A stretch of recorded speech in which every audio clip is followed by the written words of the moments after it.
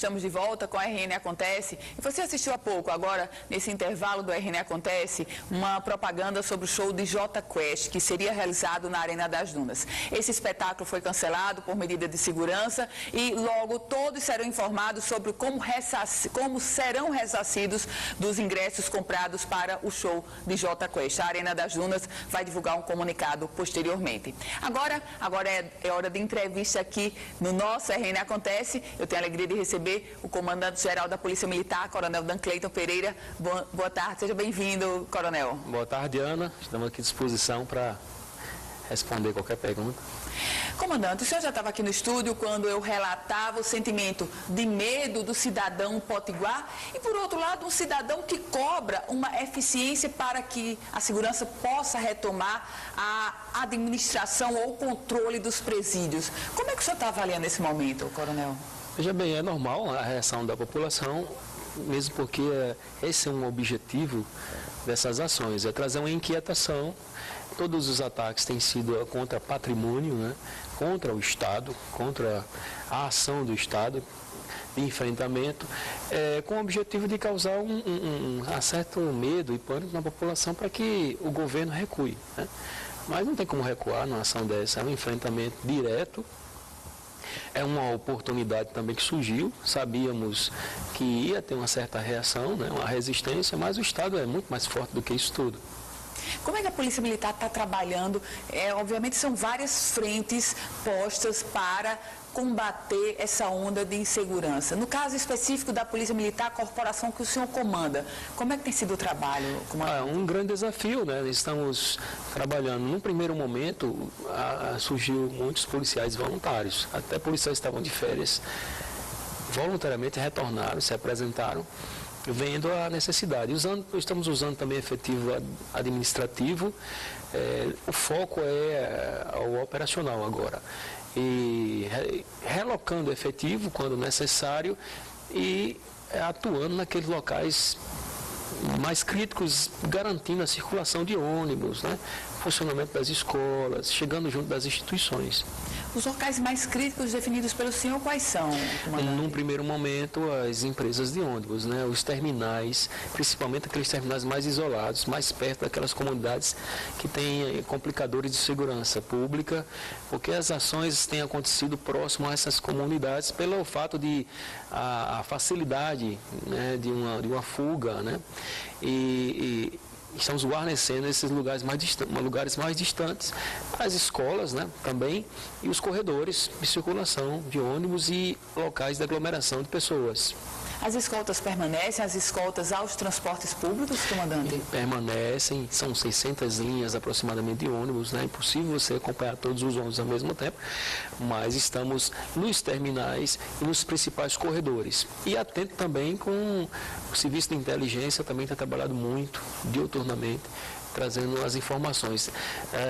Às vezes não chega o conhecimento, mas muitas das ações foram frustradas pela ação da polícia. Já tiveram ações frustradas? Sim, uma tentativa de explosão de um trailer nosso, inclusive na Afonso Pena. E o artefato foi recolhido, uma viatura chegou na hora, houve a fuga, eles chegaram um caiu da motocicleta e foi detido e levado para a delegacia, de menor, 16 anos.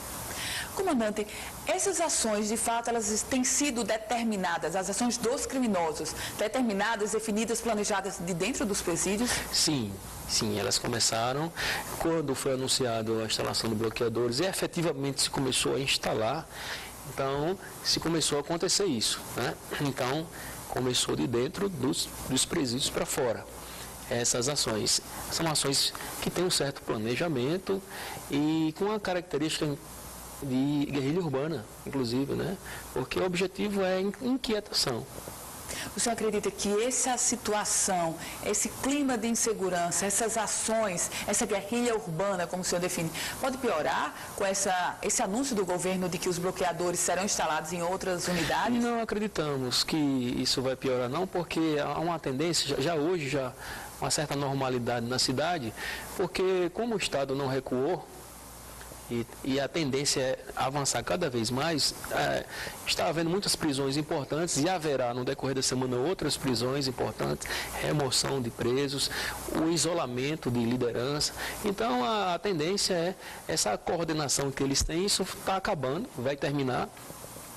E poderá acontecer ainda fatos isolados, mas cada vez mais com espaço maior.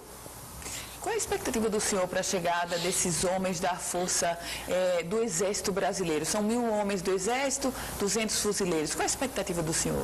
Veja bem, o objetivo da vinda do Exército Brasileiro é desafogar um pouco a atividade da Polícia Militar e liberar efetivo da Polícia Militar para atuar junto à Polícia Civil, principalmente nas ações de captura.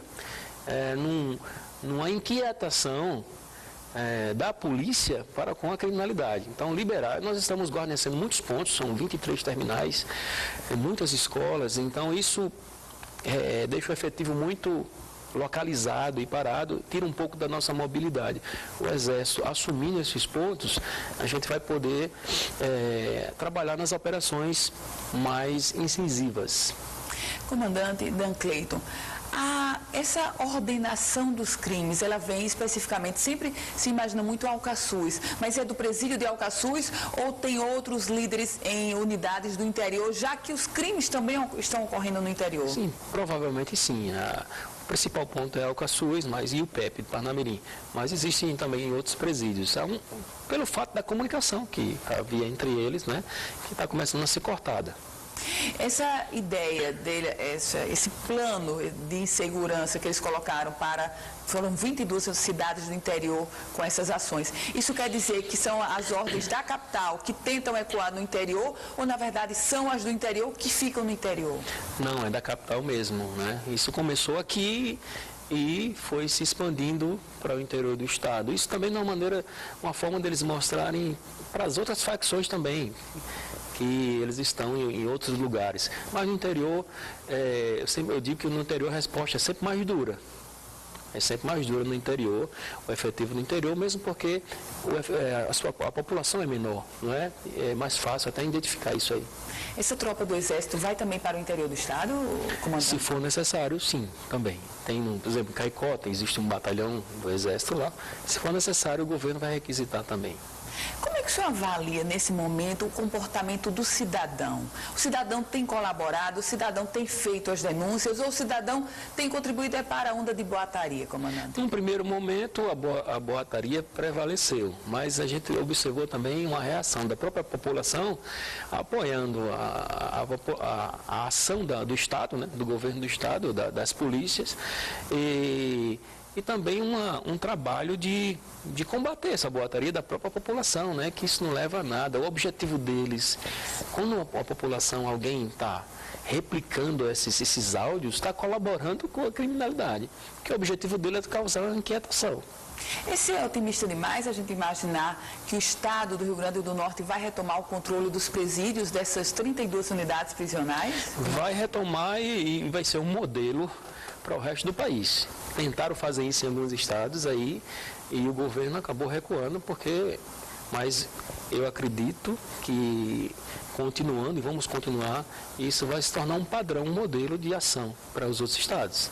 Comandante, e o que muda? O que foi que mudou daquele março do ano passado, quando teve aquele motim e o controle dos presídios continuou com os presos, com os criminosos? E o que foi que mudou para essa ação que está sendo deflagrada agora? O que mudou foi que efetivamente se colocou os equipamentos, né? Então está lá no PEP, efetivamente houve algo mais efetivo e uma decisão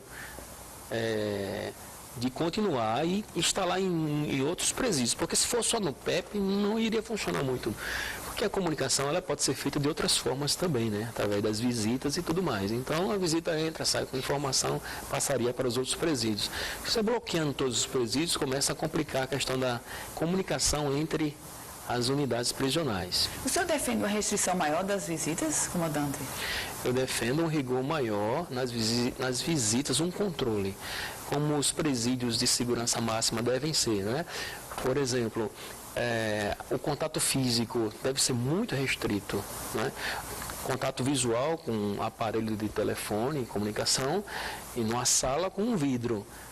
O contato físico é muito complicado. E monitorar isso, detectores de metal, né? O preso, quando for falar depois da visita, o preso ser revistado antes de voltar para a cela, isso é muito importante. Não é que ele tem um contato com a visita e depois ele volta para a cela normalmente. Ele tem que ser uma vista rigorosa nele, porque ele pode ter recebido alguma coisa ali, alguma coisa pode ter passado e recebido. Então, tem que ter sim, muito rigor nessas visitas. Comandante-Geral da Polícia Militar, Coronel Dancleiton Pereira, obrigada por seus esclarecimentos aqui no RN Acontece. Nós agradecemos e estamos à disposição aí para qualquer coisa. Muito obrigada, comandante. Se você quiser rever essa entrevista completa, é só acessar www.politicaemfoco.com, um site especializado na política do Rio Grande do Norte e do Brasil. O RN Acontece vai ficando por aqui.